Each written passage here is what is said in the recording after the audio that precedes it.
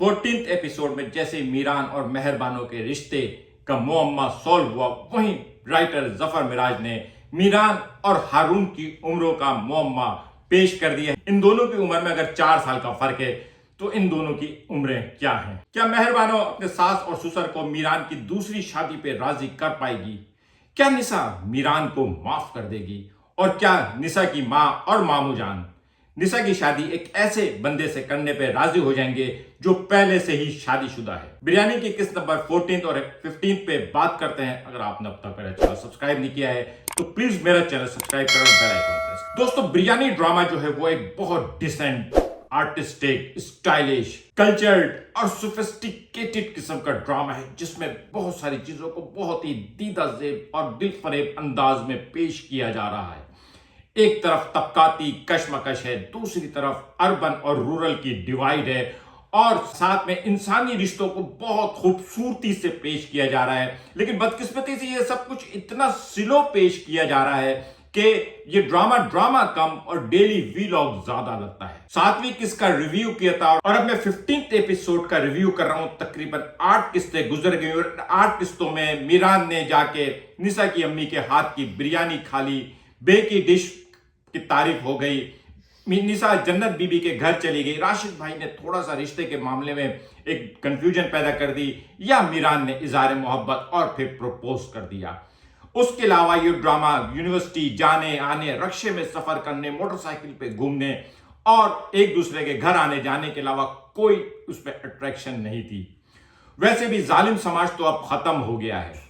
लड़की और लड़के के घर वाले, माँ बाप, बहन भाई, इन सब से तो कोई ताल्लुक ही नहीं है। अगर इनके दरमियान कोई वजह शादी ना होने की होती है तो इनकी आपस की मिसअंडरस्टैंडिंग होती है। और इस वक्त भी आप देखें कि बीवी कितनी मोहब्बत से अपने शौहर के लिए बीवी ढूंढ रही है। परवीन शाकिर का वो शेर था ना, अपने हाथों से तेरी दुल्हन सजाऊंगी, तो उस शेर की जीती जागती तस्वीर है मेहरबानो, जो अपने लिए सौतन लाने के लिए अपनी सौतन को फोन पे बताती है, हाथ जोड़ती है कि तुम शादी कर लो। दूसरी तरफ अपने शौहर को भी तारीफें कर करके बताती है कि ये जो लड़की है इसमें कितनी खूबियां हैं, तुम इससे शादी कर लो। ऐसा नहीं है कि ऐसा नहीं होता, ऐसा होता है। मैंने अपने बहुत पहले बचपन में एक बात सुनी थी कि एक सिंधी कम्युनिटी की एक कहानी सुनी थी कि 2 बहनों ने आपस में एक दूसरे से अपने बच्चों का रिश्ता तय कर दिया था, लेकिन एक बहन क्या बेटी हुई, दूसरे क्या कोई औलाद नहीं थी। फिर बहुत सालों बाद बेटा हुआ और फिर उन दोनों की शादी कर दी गई और उस लड़की ने फिर अपने छोटे से नन्हे मुन्ने शौहर का जब को पाला और जब जवान हुआ तो फिर उसकी शादी की। और ऐसे ही कुछ इसमें भी नजर आ रहा है। लेकिन यहां पे उम्रों का एक अजीब सा झोल पैदा हो गया है। मेहरबानो 4 साल 7 महीने की थी जब मीरान पैदा हुआ। इस तरह से मेहरबानो मीरान से 4 साल 7 महीने बड़ी है और मीरान से 4 साल छोटा है हारून। अब हारून की कितनी उम्र है? अगर हारून 16 साल का है, जो बजाहिर 16-17 का टीनेज लग रहा है, तो फिर मीरान 20 साल का और मेहरबानो 24 साल की है। अगर हारून 21 साल का है तो मीरान 25 साल का और मेहरबानो को 29 साल की है। लेकिन उन्हीं बातों में जिन लोगों ने टीवी पे ड्रामा देखा तो उनको याद होगा कि मेहरबानो ने इस बात का जिक्र किया कि 35 साल की उम्र में उनकी रुखसती हुई। 14 साल की उम्र में उनके बाप ने इस रिश्ते का दूसरा नाम दिया और फिर 35 साल की उम्र में उनकी शादी हो गई और 4 साल उस शादी को भी हो गए हैं।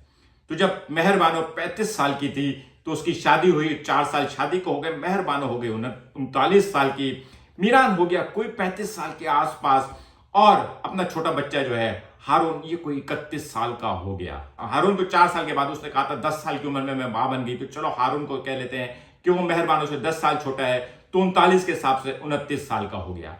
लेकिन इसमें मैथ की बड़ी शदीद गड़बड़ हो गई है, लेकिन ऐसी बात नहीं है। डायरेक्टर बदर महमूद से ये पहली बार नहीं हुआ। फिल्म अग्निपथ में अमिताभ जब 10 साल का था तो उसकी बहन पैदा हुई थी, और जब अमिताभ 37 साल का हुआ तो उसकी बहन नीलम जो है वो 17 साल की हुई थी। और शेखर कपूर को बॉलीवुड का जीनियस माना जाता था। वो अपने आप को हॉलीवुड से कंपेयर करता था और उसने इतना बड़ा ब्लंडर मारा था जो आज भी लोगों को याद है। तो बड़े बड़े शहरों में, खासतौर पर कराची जैसे बड़े शहर में, ऐसी छोटी मोटी गलतियां हो जाती हैं। लेकिन मेहरबानो ने जहां पे डायलॉग बोले थे वो शहर बड़ा नहीं था, वो तो गांव या छोटा शहर था। इन्होंने इसको कहा है कि सिंध का तीसरा या चौथा शहर है, शायद 7 ही लग रहा है मुझे, दादू या 7 की तरफ फैलाकर दिखाया गया है, क्योंकि कच्चे के डाकुओं का भी जिक्र आया है, तो उस हिसाब से भी दादू या 7 लगता है। फिर दरगाह भी दिखाई जा रही है जो क्लियरली तो नहीं बताई जा रही कि 7 है, लेकिन बजाहिर मेरे ख्याल में मुझे 7 लग रही है, क्योंकि मैं 7 शरीफ के मज़ार नहीं गया हूं, मैंने आंखों से नहीं देखा है, इसलिए मैं कंफर्म नहीं कह सकता कि वो मज़ार जो सेवन शरीफ है। लेकिन बहरहाल इस ड्रामे में जहां बहुत सारी आर्टिस्टिक चीजें पेश की जा रही हैं, जैसे एक जिक्र ये हुआ कि निसा के वालिद की डेथ जो है मोबाइल स्नैचिंग में गई, या फिर कच्चे के डाकुओं का जिक्र हुआ, इस तरह से अर्बन और रूरल में जो इश्यूज हैं उनको हाईलाइट किया गया।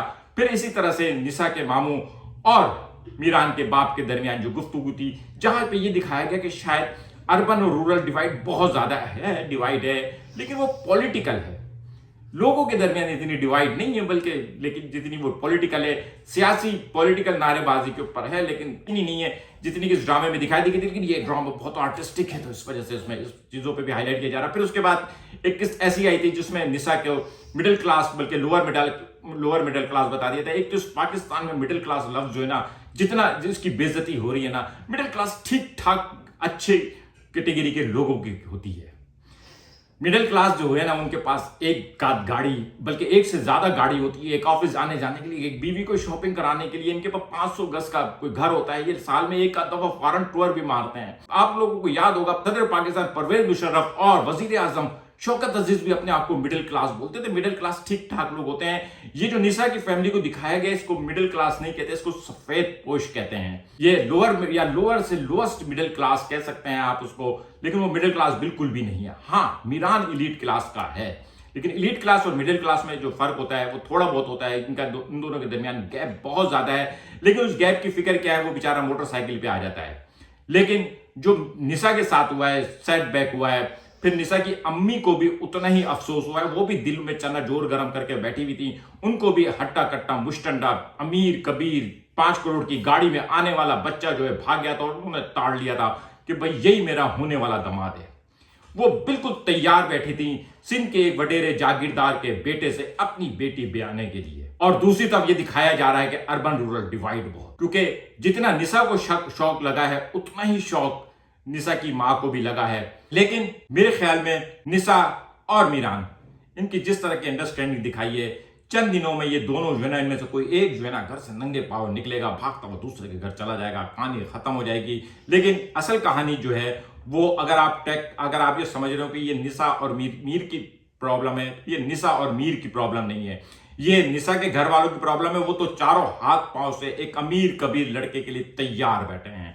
बस अगर कुछ प्रॉब्लम है तो वो थोड़ी सी होगी जो मीरान के माँ बाप के लिए, क्योंकि मीरान की माँ जो है वो किसी भी सूरत में मीरान की दूसरी शादी के लिए राजी नहीं है। इतनी अच्छी सास भी वैसे बहुत कम आती है, वरना सास तो आम तौर पे शादी के दूसरे दिन ही दूसरी शादी कराने के चक्कर में पड़ जाती है। और ऐसी सासें जिनकी बहू क्या बच्चा ना हो, तो वो तो एक पैर पे खड़ी होती है अपने बेटे की शादी कराने के लिए। लेकिन अच्छे लोगों से दुनिया भरी पड़ी है। मीरान की फैमिली इतनी अच्छी है कि वहां पे बहू जो है ना, बहू कह रही है कि मेरे मियाँ की शादी करा दो, और सास कह रही है नहीं ऐसा नहीं होगा, क्योंकि ये ड्रामा बहुत स्टाइलिश, क्लासिक, डिसेंट और सोफिस्टिकेटेड किस्म के लोगों का ड्रामा है। आज का व्लॉग कैसा लगा, सोफिस्टिकेटेड लगा या नहीं लगा, कमेंट करके बताइएगा। मिलेंगे अगले किसी व्लॉग के साथ। शुक्रिया।